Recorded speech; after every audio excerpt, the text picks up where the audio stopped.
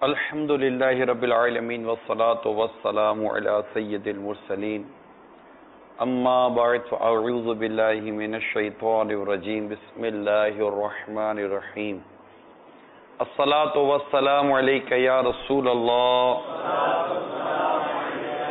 وعلی آلک واصحابک یا حبیب اللہ الصلاة والسلام علیک یا نبی اللہ وعلی آلک واصحابک یا نور اللہ۔ فرمان مصطفیٰ صلی اللہ تعالی علیہ وآلہ وسلم ہے، جو کوئی مجھ پر ایک بار درود پڑھتا ہے اللہ تعالی اس پر 10 رحمتیں نازل فرماتا ہے۔ صلو علی الحبیب صلی اللہ تعالی علی محمد۔ اچھی نیتیں بھی کر لیجئے تاکہ ثواب میں اضافہ ہو۔ اللہ کی رضا کے لیے اول تا آخر بیان میں شریک رہوں گا۔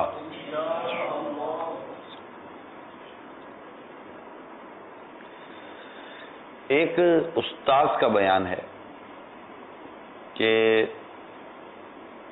مجھے ایک ادارے میں جاب ملی، تدریسی جاب تھی، نوکری۔ میں وہاں پہنچ گیا، میرے علاوہ وہاں 6 استاذ اور تھے، میں 7واں۔ وہ جو 6 تھے ان میں ایک جو تھا وہ بے نمازی تھا۔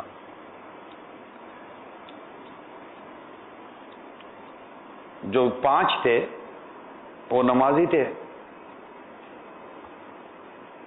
اور میں اب 7واں ہوا تو میں بھی نماز تو پڑھتا ہی تھا۔ وہ جو ایک جو بے نمازی تھا اس سے یہ 5 کتراتے تھے، کٹ کے چلتے تھے۔ ایک نفرت آمیز ان کا سلوک تھا۔ میں نہیں کہتا کہ انہوں نے اس کو سمجھایا نہیں ہوگا، سمجھایا ہوگا، کوشش کی ہوگی، مگر وہ ہٹ دھرمی پر تھا، وہ نماز پڑھنے کے لیے تیار ہی نہیں تھا، اور دین سے بھی دور۔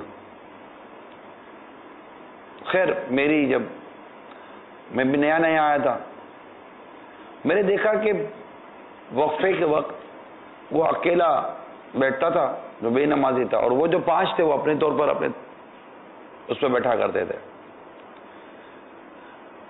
مجھے تھوڑا سا فیل ہوا، میں جا کر اسی بے نمازی جو شخص تھا اس کے ساتھ جا کر میں بیٹھ گیا۔ سلام دعا ہوئی، میں نے اپنا تعارف کروایا، اس نے اپنا تعارف کروایا، ہے کہا میں نیا ہوں یہ وغیرہ وغیرہ، تھوڑی بہت بات ہوئی۔ اگلے روز پھر اسی طرح ہوا، میں جا کر اس کے پاس ہی بیٹھ گیا، کیونکہ مجھے وہ جو 5 ہیں نا ان کا یہ انداز سلوک میری سمجھ میں نہیں آ رہا تھا۔ میں نے اپنا انداز الگ رکھا۔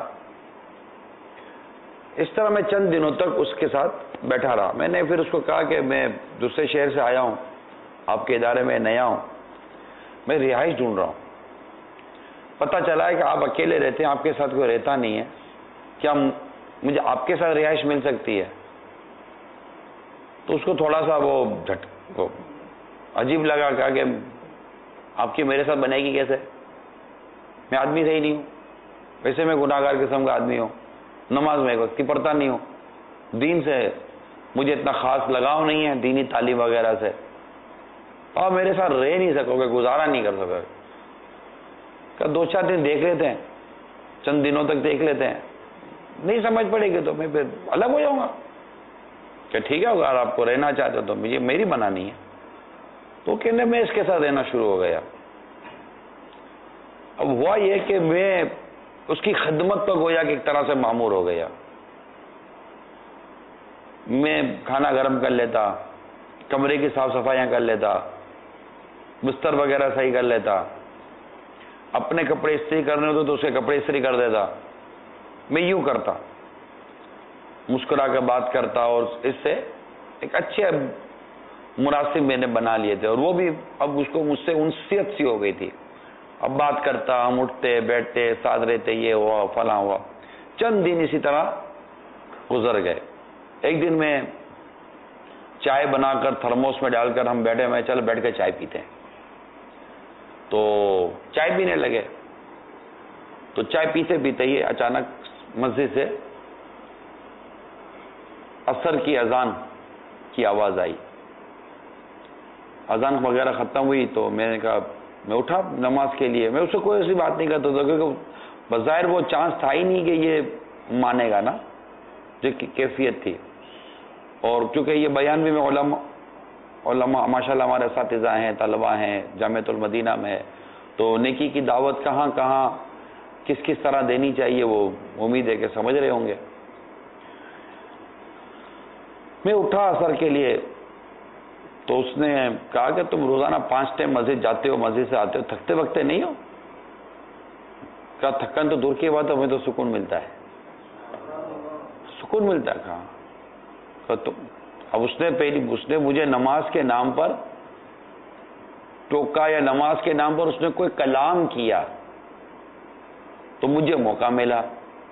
میں کہا اگر تمہیں بھی چیک کرنا تو چیک کر لو، سکون ملے تو، نہ ملے تو مجھے بتانا۔ اچھا چلو تم کہتے ہو تو دیکھ لیتے۔ یہ کہہ کر وہ میرے ساتھ اٹھا، عصر کے لیے چل پڑا۔ اب جیسے ہی وہ مسجد پہنچا، میں نے اپنے رب کے حضور ہاتھ اٹھائے کہ یا اللہ، یہاں تک لانا میرا کام تھا، اب اس کے دل کو بدلنا تیرا کام ہے۔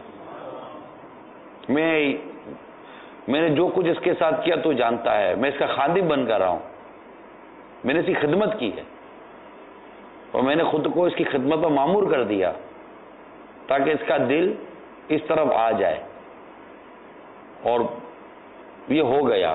اب یہ آ گیا مسجد میں، اب مولا اس کا دل تو لگا دے۔ اور میں دعا کرتا رہا، نماز پڑھی، نماز پڑھ کے جیسے ہی ہم لوگ باہر آئے، میں نے کہا کیسا لگا؟ تو اس نے تھوڑی دیر توقف کیا، اور توقف کرنے کے بعد کہنے لگا کہ اچھا تو لگا، مزہ تو آیا ہے، سکون تو ملا ہے۔ کہ اچھا ایک کام کرتے ہیں، تھوڑی دیر کے بعد مغرب کا اذان ہو جائے گی، کیا گھر جا کے کریں گے، چلو نا مسجد ہی میں بیٹھتے ہیں، تو چلو مسجد میں بیٹھتے ہیں۔ یوں وہ مسجد میں بیٹھ گیا۔ اب میرا اس کے ساتھ وہی انداز رہا جیسا میرا تھا، مگر اب تھوڑا یہ میری پارٹنرشپ میں بھی آ گیا، اور میرے ساتھ یہ گلنے ملنے لگا۔ آہستہ آہستہ یہ علم دین سیکھنے کے اس کے اندر جستجو پیدا ہوئی، علم دین سیکھنے لگا، پڑھنے لگا، مطالعہ کرنے لگا، حتیٰ کہ تھوڑے عرصے کے بعد یہ امر بالمعروف و نہی عن المنکر کا داعی بن گیا، نیکی کی دعوت دینے والا بن گیا، اور دیکھتے ہی دیکھتے ایک اچھا خاصا مبلغ بن گیا۔ مزید اسے ترقی کی، مزید اس نے نیکی اور پرہیزگاری و علم دین کا راستہ اختیار کیا، اور کرتے کرتے یہ نتیجہ نکلا کہ حکومتی سطح پر دوسرے ملکوں میں جا کر یہ نیکی کی دعوت کا کام کرنے لگا۔ میری ملاقات میرے ان دوستوں سے بھی ہوئی جو اس کے ساتھ تعلق توڑ کر بیٹھے ہوئے تھے، تو میں نے ان کو جا کر یہ سارا جو معاملہ ہوا وہ سمجھانے کی کوشش کی کہ یہ جو کچھ ہوا یہ تھا کیا، اور یہ کیسے تبدیلی آئی۔ تو جب میں نے ان کو سمجھایا تو وہ سمجھ گئے کہ مسئلہ یہ ہے کہ ہم لوگ جو نیکی کی دعوت دینے کی کوشش کرتے ہیں اس میں نرمی، حکمت عملی اور ایک صبر و برداشت کا مادہ ہمیں کام ہے۔ وہ اب سارے اب اس نے دوسرا فیز شروع کیا۔ پہلا اس کا فیز یہ تھا کہ میں اس بے نمازی کو نمازی بنا دو۔ اس کا دوسرا فیز یہ تھا کہ وہ لوگ جو نمازی ہیں اور یہ ایک شخص سے نفرت کرتے ہیں، ان کو اب ان کی تربیت کرنے لگا کہ آپ کا یہ انداز درست نہیں تھا، اگر آپ چاہتے ہیں کہ کسی کی اصلاح ہو جائے تو کوئی غلطی کرنے والے کے ساتھ آپ نفرت آمیز سلوک کرو گے تو اس کی اصلاح کیسے ہوگی؟ اصلاح کرنے کے لیے سب سے بنیادی بات جو اس نے سکھائی، ان لوگوں کو سمجھائی، وہ نرمی اور اس کے ساتھ انسیت پیدا کریں. آپ اگلا نہیں سننا چاہتا تو اس سے کوئی حکمت عملی کے ساتھ، اگرچہ وہ غیر شرعی نہ ہو، کوئی ایسا کلام کرے، کوئی ایسی بات چیت کرے کہ وہ آپ کی سننے کے لیے، آپ کے ساتھ بیٹھنے کے لیے تیار ہو جائے. جیسے بعض اوقات طلبا جب نئے نئے آتے نا پڑھنے کے لیے تو شروع میں ان کو ہر چیز وہی بات نہیں بار بار سمجھ میں آ رہی ہوتی کہ اب وہ ہر وقت ایک ہی بات چل رہی ہے، ایک ہی بات چل رہی ہے. لیکن اب تھوڑا سا ہٹ کر طلبہ کرام سے ان کی ذہنی سطح کے مطابق کوئی جائز طریقے سے باہمی دلچسپی کے امور پر موٹیویشن کے ذریعے، جیسا بھی میں نے واقعہ سنایا آپ کو، اس طرح کا جیسے کہ اگر کوئی واقعہ سنا دیا جائے، اس طرح کوئی چیز کیجئے نا تو طلبہ کرام بھی انسیت حاصل کرتے ہیں، قرب حاصل کرتے ہیں، بیٹھتے ہیں. اسی طرح کو اور ساتھ ہی کام کرنے والے لوگ ہوتے ہیں کہ آپ کو اس کی کچھ اخلاقی خرابیاں سامنے آ رہی ہوتی ہیں. ہم اخلاقی خرابیوں کو ایشو بنا کر اس کو مزید خراب کرنے کی طرف گامزن ہو جاتے ہیں کیونکہ ہماری اپنی تربیت کی کمی ہوتی ہے. اس شخص نے دونوں فیس پر کام کیا. پہلے فیس پہ یہ کام کیا کہ اس نے تربیت کی، اس کے ساتھ اپنے آپ کو ڈیووٹیڈ طور پر اس نے کام کیا نا، اپنے آپ کو گویا کہ طرح اس کے لیے وقف کیا کہ اس کی خدمت میں لگ گیا. یہ نہیں یار نہیں پڑھتا نہ پڑھے میری صحت پہ کیا فرق پڑتا ہے. حقیقت یہ کہ ہماری صحت پر فرق پڑنا چاہیے. کسی بے نمازی کو دیکھیں تو ہماری صحت پر فرق پڑنا چاہیے. کسی کو بھی عملی کی طرف دیکھیں تو ہماری صحت پر فرق پڑنا چاہیے. ہماری طبیعتوں کے اندر ایک ہجان سا آنا چاہیے، بے چینی سی آنی چاہیے کہ یار یہ کیوں ایسا ہے، یہ کیوں ایسا ہے. اب جب یہ بے چینی آتی ہے تو آدمی کو بلاسٹ نہیں ہونا چاہیے، پھٹنا نہیں چاہیے. حتیٰ کہ جو والدین اپنی اولاد پر پھٹ پڑتے ہیں نا، وہ بھی بعض اوقات بہت بڑی بھولے کھاتے ہیں. تو چاہے وہ درجے کے اندر طلبہ کرام ہو یا اساتذہ کرام ہو، یا اساتذہ کرام اپنے دیگر اساتذہ کرام کے ساتھ ہوں، یا ناظم اپنے اساتذہ کرام کو دیکھ رہا ہو، یا اپنے طلبہ کرام کو دیکھا جا رہا ہو. کسی بھی سطح پر اگر آپ یہ دیکھ رہے ہیں، چونکہ بیان جامعۃ المدینہ میں ہے، لہذا میں اپنی بیان کو اور جو مثالیں دوں گا اس کو میں جامعۃ المدینہ کے دائرہ کار میں رکھنے کی کوشش کروں گا تاکہ مطلب کہ وہ چیز پوائنٹ آؤٹ ہوتی چلی جائے نا.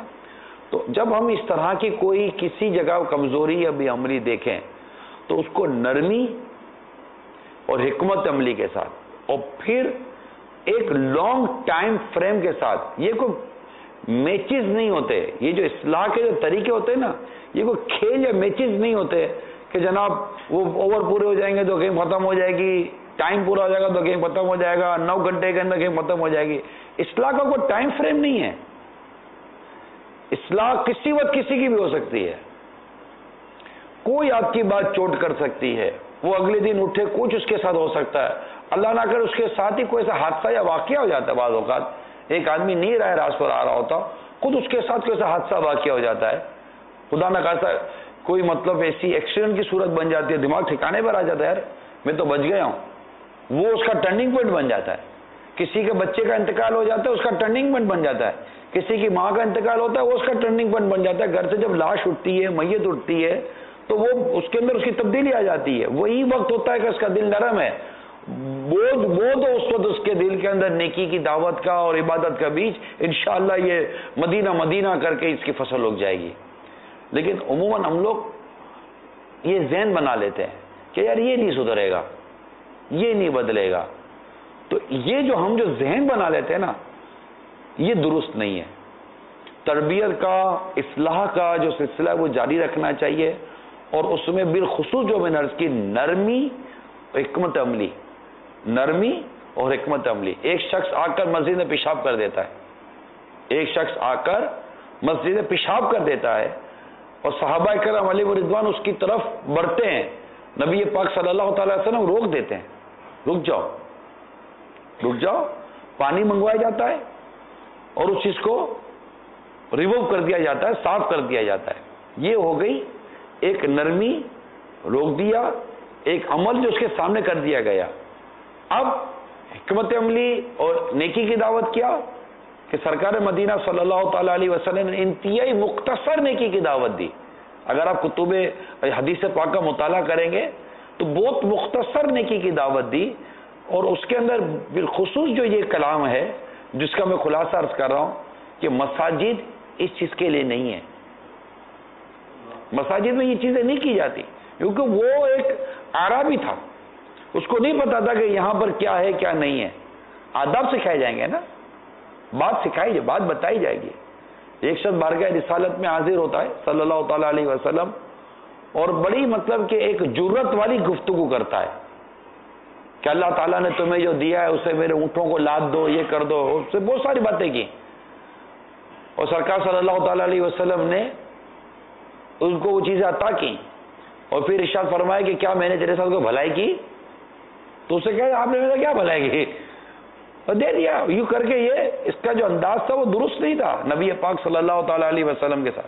صحابہ کرام علیہ وسلم پھر بڑھے, یہ انداز صحابہ تھا رضی اللہ تعالیٰ عنہ. سرکار اپنے معاملے میں بہت کچھ برداشت کر لیتے تھے, مگر عشق رسول برداشت نہیں کرتا تھا, وہ آگے بڑھتے تھے. سرکار صلی اللہ علیہ وسلم انہیں روک دیتے تھے, رک جاؤ.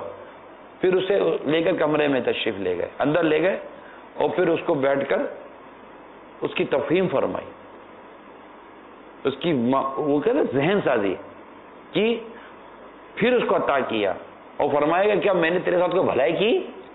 تو اس نے پھر بڑے خوبصورت کلمات کہے کہ اللہ تعالیٰ آپ کو جزا دے, آپ نے میرے ساتھ یہ کیا یہ کیا یہ کیا, بھلائی کا کام کیا. تو آقا صلی اللہ تعالیٰ علیہ وسلم نے ارشاد فرمایا کہ جو کلمات تم نے میرے سامنے بھی بیان کیے ہیں وہی کلمات جا کر میرے صاحب کے سامنے بیان کر دو,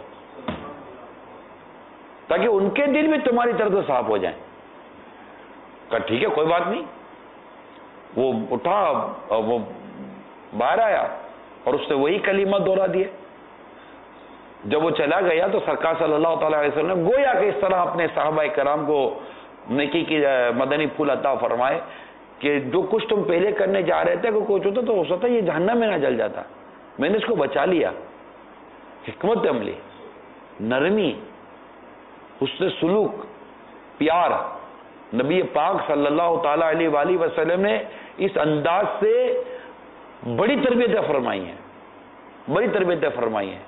اور خود کتابوں سیرت کی کتابوں میں لکھا ہے کہ نبی رحمت صلی اللہ تعالی علیہ وآلہ وسلم نے جو ایک جو انقلاب برپا ہوا نا, ایک انقلاب برپا ہوا کہ خطبہ حجۃ الوداع کے موقع پر کم و بیش 1,24,000 صحابہ کرام علیہم رضوان کا ایک اجتماع ہو رہا ہے, اور اتنی زبردست مبلغین صحابہ کرام یہ امت کو تیار کر کے دیے جا رہے ہیں, اور کوئی ڈیوریشن کو بہت بڑا نہیں ہے, دورانیہ کو بہت بڑا نہیں ہے, بہت کم وقت کے اندر یہ اتنا بڑا مدنی انقلاب برپا جو ہوا. تو اس کے لیے اس کے پیچھے جو بہت ساری باتیں نا, اس میں بہت بنیادی بات جو سیرت لکھنے والے لکھی ہوئی تھی, تربیت.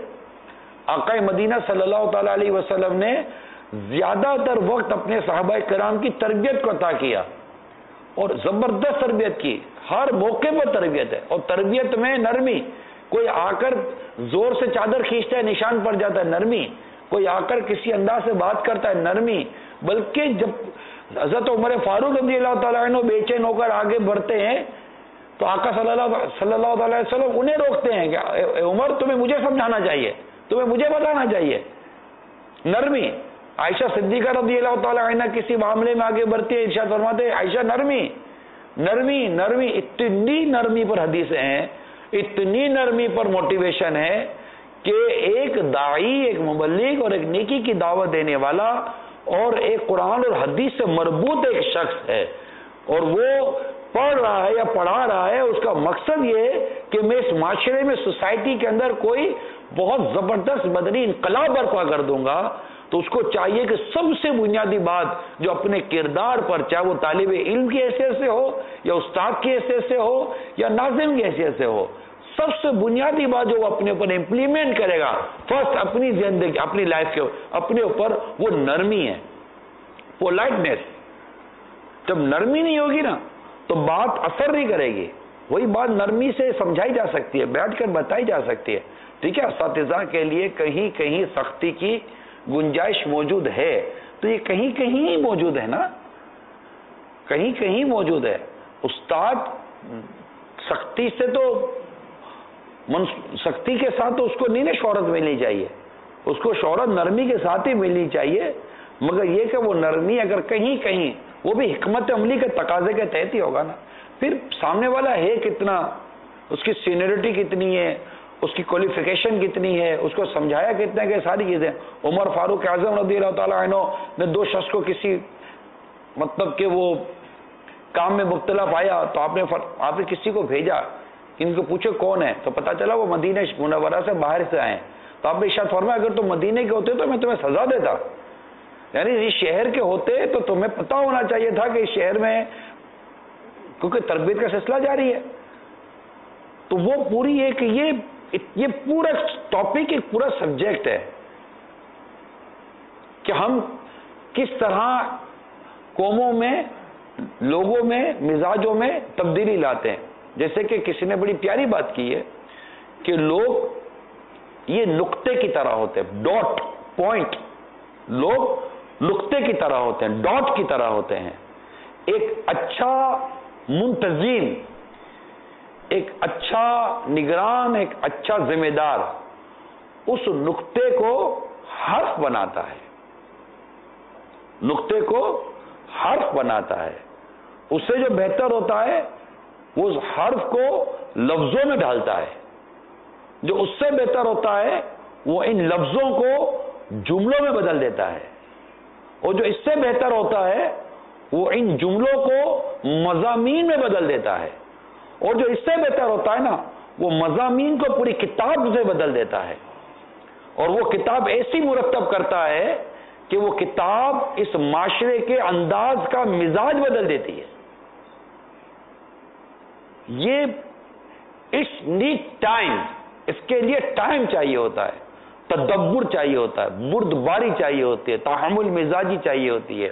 یعنی ایک طالب علم اگر دیکھتا ہے کہ میرے ساتھ پڑھنے والے طالب علم یہ کمزور ہیں تو وہ ان کو مضبوط کرنے کے لیے کوشش شروع کرتا ہے. میں آپ کو یقین دلاتا ہوں میرے طلباء کرام کو، جو سمجھدار اور عقل مند اور باشعور طالب علم جو درجے میں اپنے آپ کو دیکھ رہا ہے کہ الحمدللہ میں بہت اچھا جا رہا ہوں، استاد اس کی تعریف کر رہے ہیں، اس کو چاہیے کہ اپنی ہی درجے کے کمزور طلباء کرام پر وہ بھی توجہ دے گا. آپ بھی پڑھیں نا، آپ بھی پڑھیں، ان سے کٹے نہیں.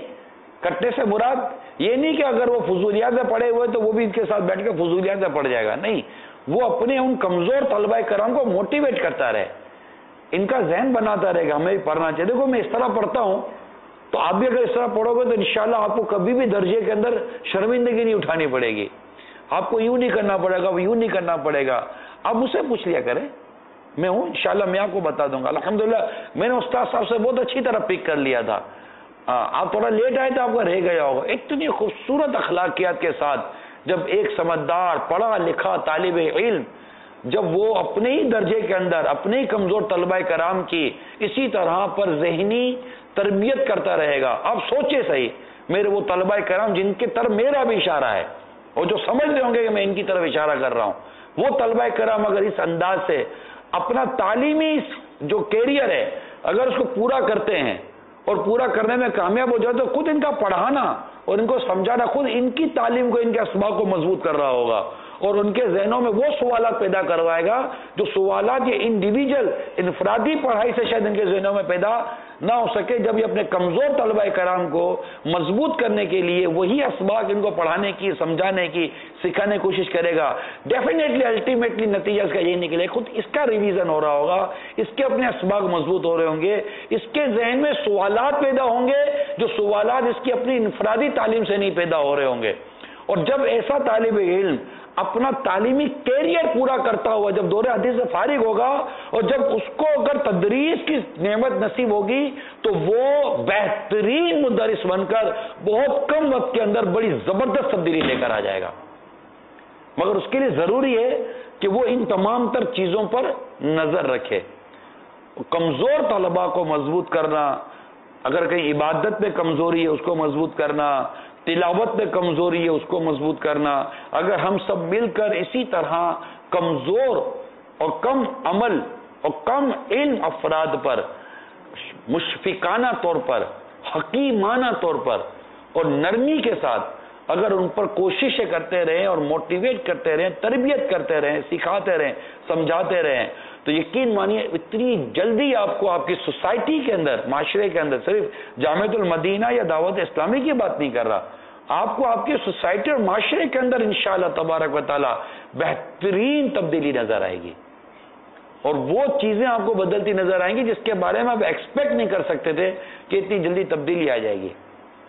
یہی انداز صحابہ کرام علیہم رضوان نے لیا، یہی انداز تابعین نے لیا، یہی انداز تبع تابعین نے لیا۔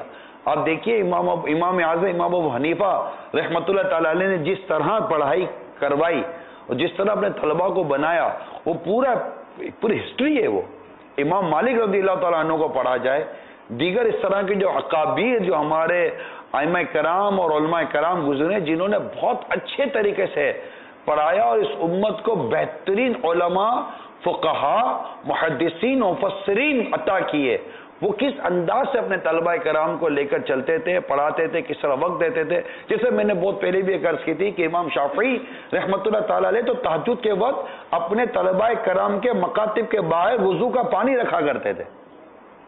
امام شافعی رحمۃ اللہ تعالی علیہ، ان کی اتنی زبردست تربیت کا انداز تھا، استاد ہیں امام شافعی علیہ رحمہ کو کون نہیں جانتا، اور وہ اپنے طلباء کرام کے مکاتب کے باہر وضو کا پانی تہجد کے لیے رکھیں کہ یہ اٹھ کر نمازیں پڑھیں گے۔ یہ بھی تربیت ہے، یہ بھی تربیت ہے، یہ بھی موٹیویشن ہے۔ اللہ تبارک و تعالی ہم سب کو ان تمام تر مدنی پھولوں پر عمل کرنے کی توفیق عطا فرمائے۔ جو کچھ اچھا کہا اللہ تعالیٰ اسے قبول فرمائے، جو غلطیاں کوتا ہوئے اللہ تعالیٰ اسے معاف فرمائے۔ اب یہ ہوتا ہے کہ یہ کہاں سے آئے، اس کے لیے بہت سمپل سا مدنی پھول ہے، مدنی مذاکرہ۔ طلبہ کرام، تمام اساتذہ کرام، ناظمین اور دیگر جو مجالس و ذمہ داران ہیں، ان سب کو اللہ تعالیٰ توفیق دے، ہم سب کو اللہ تعالیٰ توفیق دے کہ ہم پابندی کے ساتھ جو غیر مقیم ہیں، میں ان کے لیے بھی مدنی پھول عرض کروں گا۔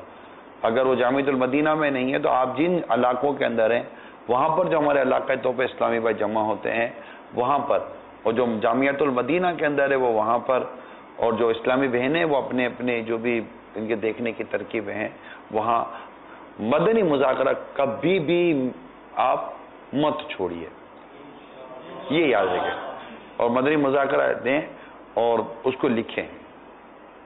آپ کے پاس اب طلبہ کرام ہیں، آپ ماشاءاللہ جامعۃ المدینہ سے وابستہ ہیں، جو کچھ ہو رہا ہے اس کو لکھیں۔ یہ سوال جواب ایک طرح سے ایک علم کا خزانہ ہے، آپ لکھنا شروع کریں۔ الحمدللہ ایک سال کے اندر، 12 ماہ کے اندر کئی مدنی مذاکرے ہوتے ہیں، ڈبل 2600 صرف ہفتے ہیں، پھر اس میں بعض ہوگا کہ 12 دن تک چل رہا ہوگا، تو کہیں 10 دنوں تک چلے گا، تو ماہ رمضان مبارک میں دیکھیں تو 60 سے اوپر مدنی مذاکرے ہو جائیں گے۔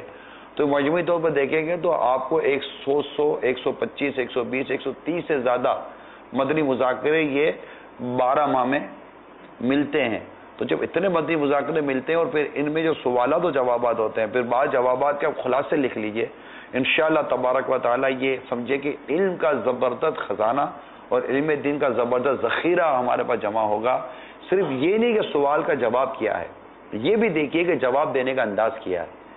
ایک عام فرد کو بات سمجھانی ہے، اور یہ آپ کا آج نہیں تو کل، کل نہیں تو پرسوں، آپ نے اس نہج پر آنا ہی ہوتا ہے کہ آپ سے ایک عام فرد رابطہ کرتا ہے اور آپ اس کی اصلاح کی طرف بڑھتے ہیں۔